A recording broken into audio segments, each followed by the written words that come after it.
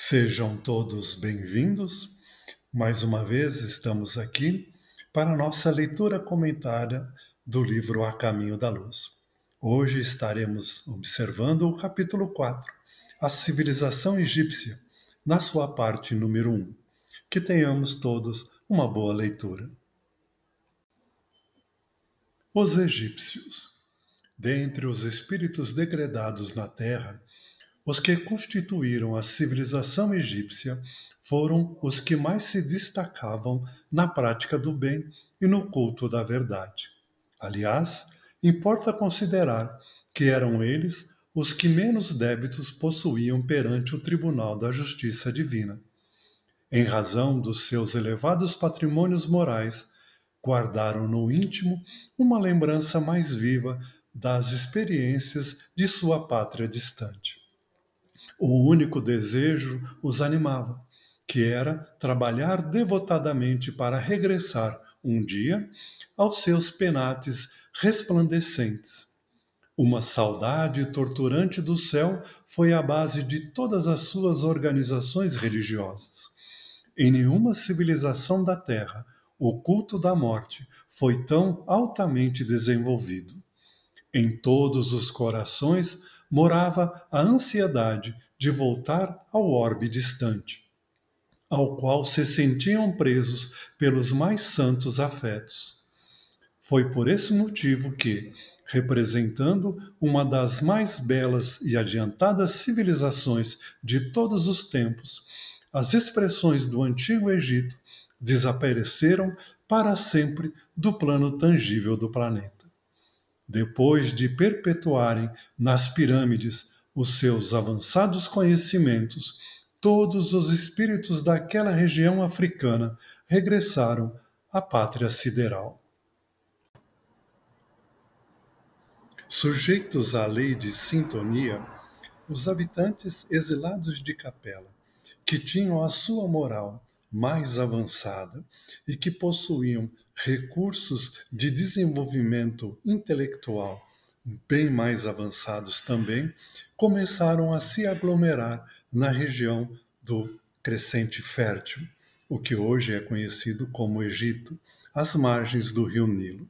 Ali desenvolveram a agricultura e se fixaram na região. Estamos falando de aproximadamente 5.500 anos antes de Cristo. Ali, eles começaram a fundar os primeiros núcleos que viriam a formar a dinastia egípcia.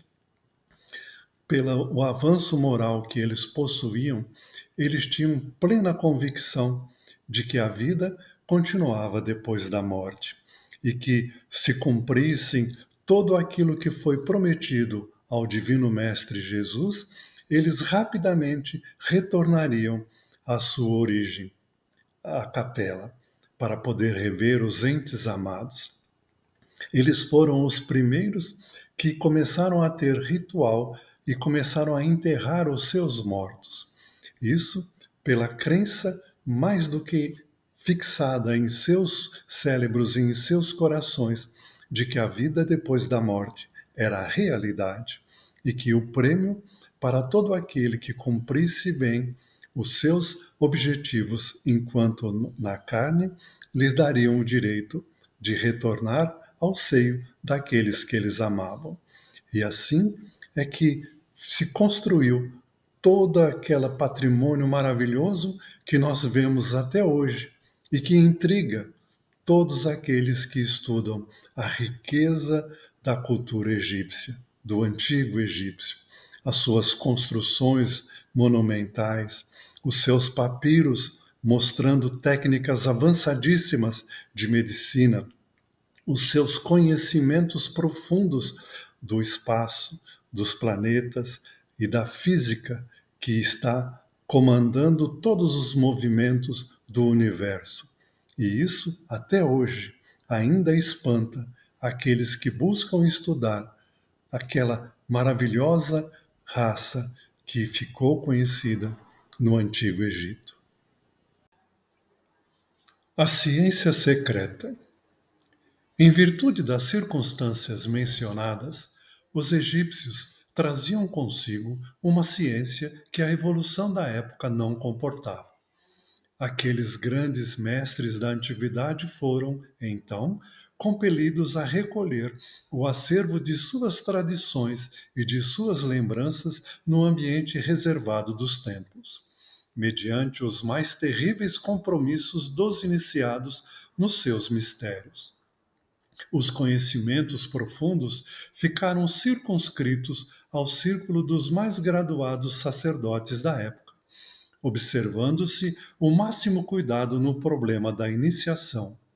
A própria Grécia, que aí buscou a alma de suas concepções cheias de poesia e de beleza, através da iniciativa dos seus filhos mais eminentes, no passado longínquo, não recebeu toda a verdade das ciências misteriosas. Tanto é assim que as iniciações no Egito se revestiam de experiências terríveis para o candidato à ciência da vida e da morte, fatos esses que, entre os gregos, eram motivo de festas inesquecíveis. Os sábios egípcios conheciam perfeitamente a inoportunidade das grandes revelações espirituais naquela fase do progresso terrestre, chegando de um mundo de cujas lutas, na oficina do aperfeiçoamento, haviam guardado as mais vivas recordações. Os sacerdotes mais eminentes conheciam o roteiro que a humanidade terrestre teria de realizar. Aí residem os mistérios iniciáticos e a essencial importância que lhes era atribuída no ambiente dos sábios daquele tempo. Como tudo no universo, cada qual progride no seu ritmo, nas suas condições e tudo aquilo que é adquirido através do tempo. Assim, mesmo entre aquele povo que ficou ali no Egito e que já estavam no mais elevado grau de desenvolvimento moral e intelectual, cada qual tinha o seu estágio, o seu ritmo, o seu nível de conhecimento. E a verdade, meus amigos, a verdade não é acessível a todos de maneira plena. A verdade é como um sol. Se olharmos diretamente para ela, sem estarmos devidamente preparados, ela nos cega. E assim, aqueles dentre os egípcios que já possuíam em mais elevado grau o conhecimento das grandes verdades, decidiram que nem todos teriam condições de encará-la e de conhecê-la. E assim se criou rituais, se criou um núcleo fechado, onde a verdade seria discutida, onde a verdade seria estudada na sua mais grande profundidade. E a grande massa popular não poderia ter acesso a essa verdade. Mesmo os grandes sábios que vieram da Grécia para beber desta verdade no Egito não tiveram pleno acesso. Hoje sabemos que Pitágoras estagiou no Egito e teve acesso a essas verdades. Platão também passou longo tempo em Alexandria, observando e adquirindo grandes conhecimentos de tudo aquilo que depois ele procurou escrever do que ele capturou de Sócrates. Os grandes sábios da Grécia, todos eles beberam dos conhecimentos profundos que eram discutidos para esses pequenos núcleos de pessoas altamente moralizadas e com um intelecto, um conhecimento muito profundo do universo, das leis que regem o universo e de Deus. E assim é que todas as vezes que algum sábio grego conseguia voltar com todo o conhecimento adquirido no Egito, era uma festa indescritível, porque poderiam receber um pouco mais dessa verdade imensa que vem de Deus. O politeísmo simbólico. Nos círculos esotéricos, onde pontificava a palavra esclarecida dos grandes mestres de então, sabia-se da existência do Deus único e absoluto, Pai de todas as criaturas e providência de todos os seres.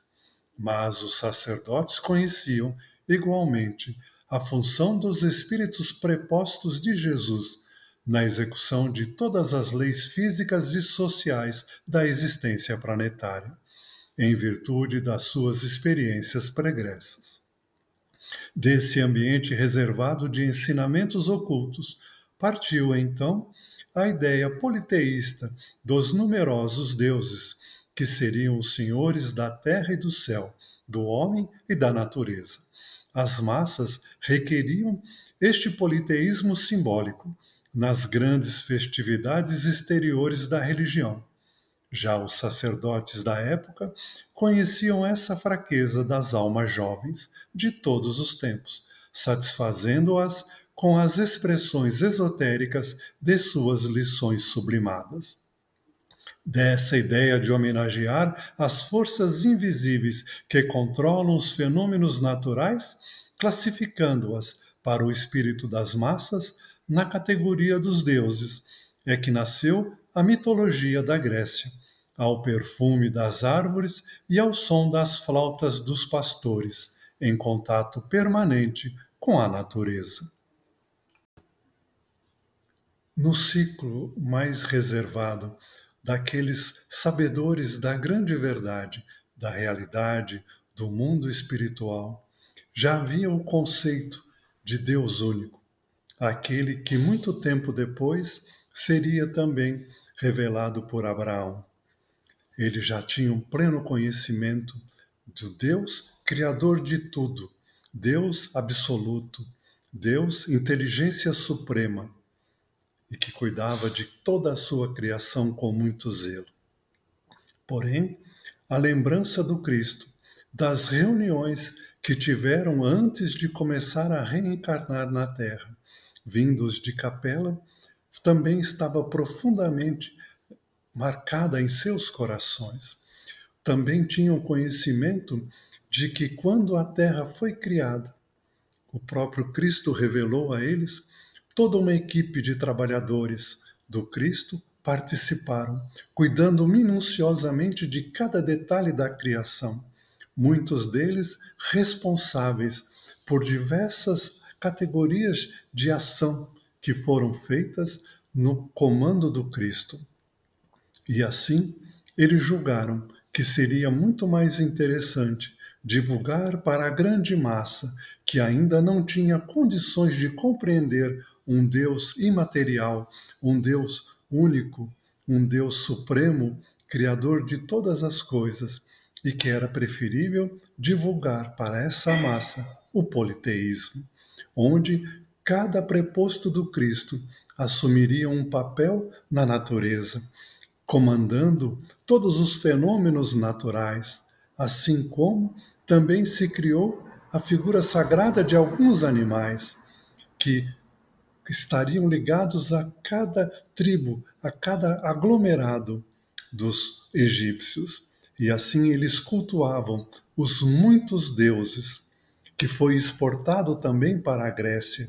E, dado a isso, é que se criou toda a mitologia grega, que depois também foi a base para a mitologia romana. E assim é que se criou esse conceito de politeísmo. Politeísmo que só vigorava para a grande massa, mas nos templos todos tinham pleno conhecimento do Deus único, soberano, inteligência suprema e causa primária de todas as coisas. O culto da morte e a mentempsicose. Um dos traços essenciais deste grande povo foi a preocupação insistente e constante da morte. A sua vida era apenas um esforço para bem morrer. Seus papiros e afrescos estão cheios dos consoladores mistérios do além-túmulo. Era natural. O grande povo dos faraós guardava a reminiscência do seu doloroso degredo na face obscura do mundo terreno. E tanto lhe doía semelhante humilhação, que na lembrança do pretérito criou a teoria da mentempsicose, acreditando que a alma de um homem podia regressar ao corpo de um irracional, por determinação punitiva dos deuses. A metempsicose era o fruto da sua amarga impressão a respeito do exílio penoso que lhe fora infligido no ambiente terrestre. Inventou-se, deste modo, uma série de rituais e cerimônias para solenizar o regresso dos seus irmãos à pátria espiritual. Os mistérios de Ísis e Osíris mais não eram que símbolos das forças espirituais que presidiam aos fenômenos da morte. Segundo a visão egípcia daquela época, o corpo humano ele era composto por 5 partes: o corpo, a sombra, a alma, a força vital e o nome.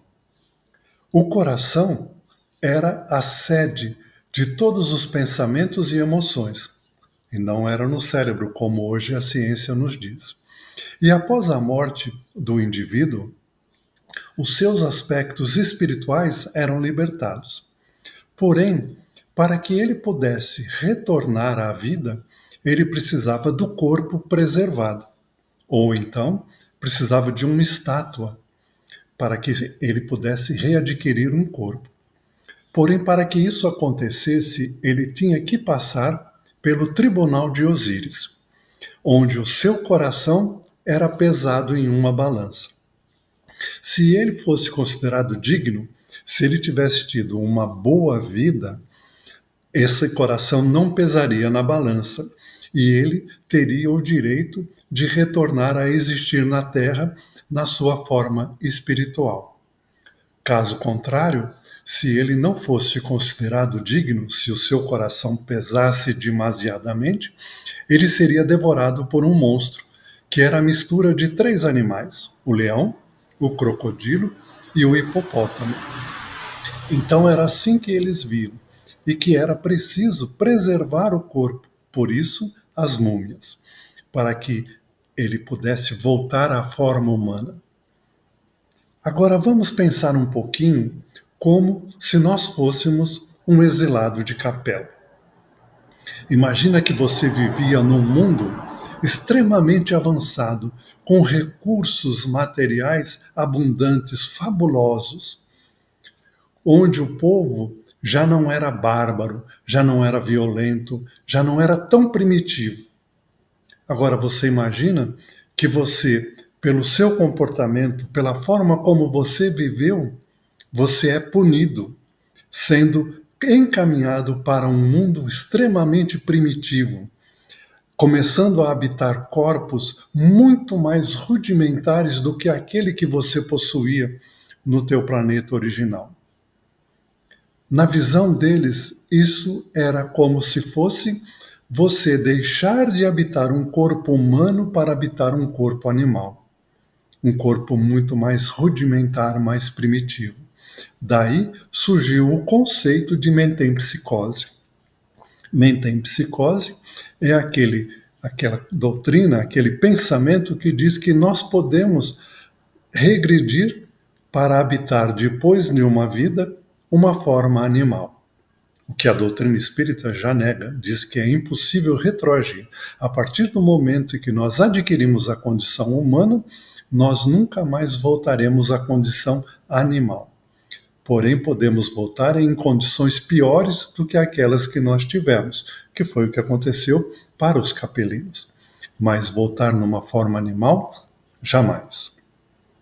E assim, nós finalizamos a primeira parte do nosso capítulo. E na semana que vem, nós daremos continuidade. Aguardo a todos. Tenhamos um bom dia.